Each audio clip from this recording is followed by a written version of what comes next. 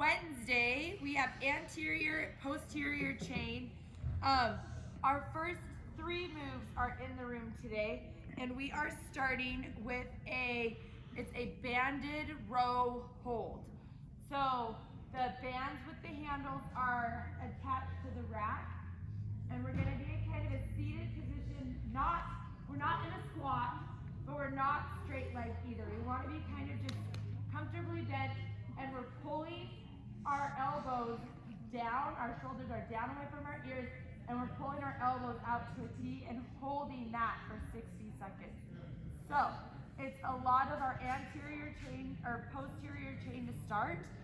This is also a huge core move, okay? Because your core is what's gonna keep your back from wanting to sway as you pull that.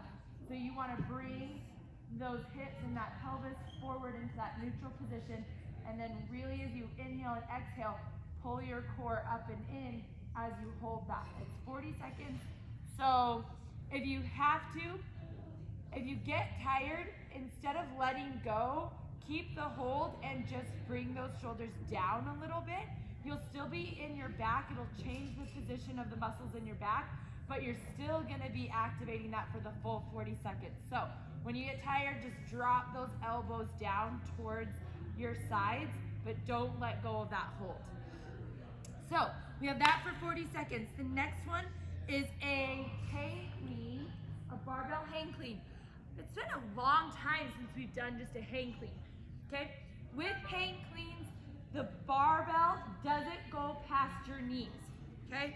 So we're going to keep it right about here because we want most of our power to come from our pull. So we want our back to be the main mover of the bar. So we're here, okay?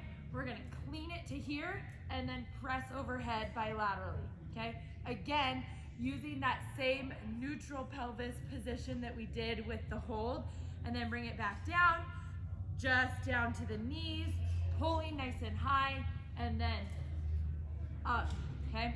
So the main difference with the hang clean is we don't want to use our legs. We want to use our upper body, so that's why we don't drop it below our knees. The third move in there is a ring tricep extension. So the rings are on the pull-up bar. We're just gonna hold them out here, okay? You're gonna go as far forward as you can, and we're just going back and extending those triceps forward, going back and up, okay?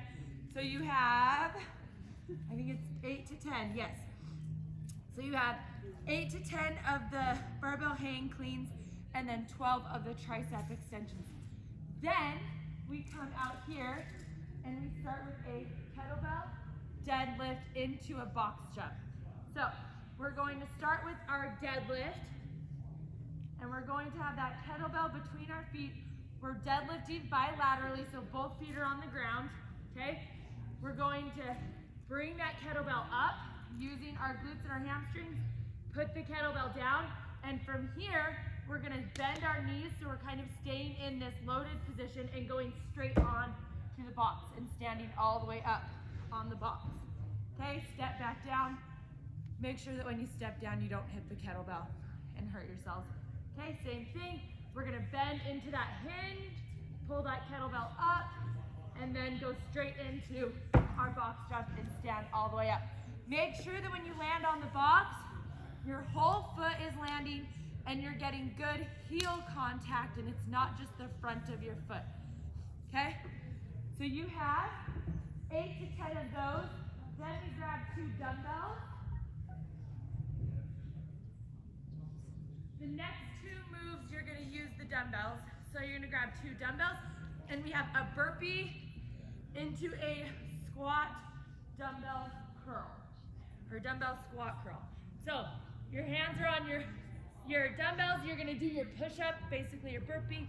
When you bring your feet in, you're staying in this squat position and you're curling those dumbbells up and down, and then you go back into your burpee, okay, in, stay in this squat, and curl those up. Once you do 8 to 10 of those, you're gonna take these dumbbells, throw them up onto your shoulders, and we're just doing a dumbbell squat. So we're going down and coming up, squeezing our glutes at the top, and and making sure that when we're squatting, our weight is on our heels and the outsides of our feet. If we push a little on the outside of our feet, we're gonna use more of that outer quad or outer thigh and glute. So you've got 10 of the dumbbell squats. Then we have our last few. This one. Okay, we're doing that banded quad push back. We've done it a couple times, but we're gonna use these bands this time. So I have it around my hands like this, okay?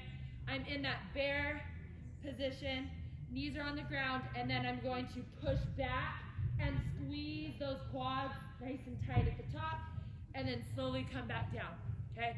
And we're doing that for 10. When you're using, these are tighter than the bands that we normally use. So it's harder, and you're gonna feel that pressure when you get to here of that band wanting to just pull your knees in. That's the eccentric movement that you've got to fight against. Slowly let your legs come back in and control the band. Don't let the band control you. So, you got 10 of those. Then we end with 20 plank jacks. So we're here, we're in that plank position, and our feet are going out and in, okay?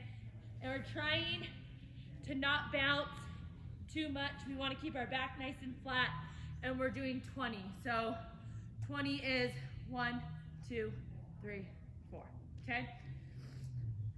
That's it, and then a field lap. 1 to 2 field laps at the end if you want. And today is Wednesday, so it's just we start and we just do the list of moves for the 45 minutes.